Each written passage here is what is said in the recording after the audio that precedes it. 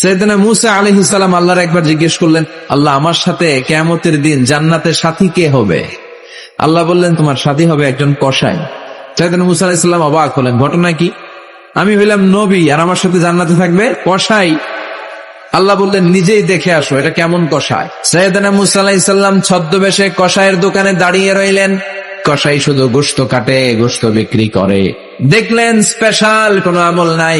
দিন শেষে দোকান বন্ধ করে প্যাকেটের ভেতরে গোশত নিয়ে বাড়ির ভেতরে ঢুকে যাওয়ার পর ঈসা আলাইহিস সালাম ঘরের দরজার কড়া নাড়লেন। কসাই বলে, কে?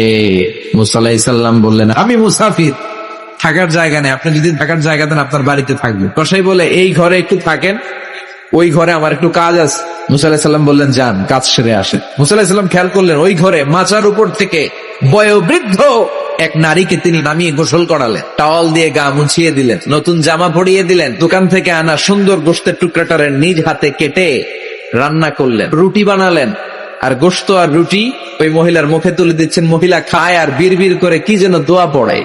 ওই মহিলাকে খাওয়ানোর পরে কসাই সাইয়েদনা মূসা আলাইহিস সালামকে মেহমান হিসেবে খাবার নিয়ে আসলেন।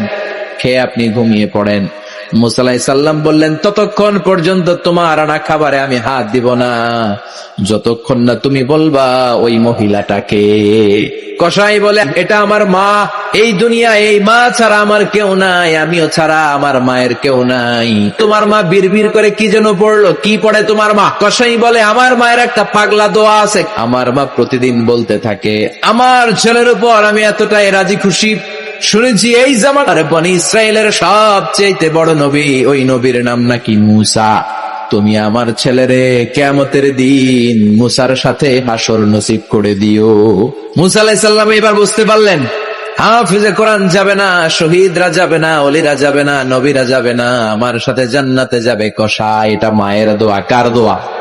আজকের ভিডিওটি কেমন লাগলো অবশ্যই কমেন্ট করে জানাবেন এবং ফলো দিয়ে পাশে থাকবেন। আসসালামু আলাইকুম ওয়া রাহমাতুল্লাহ।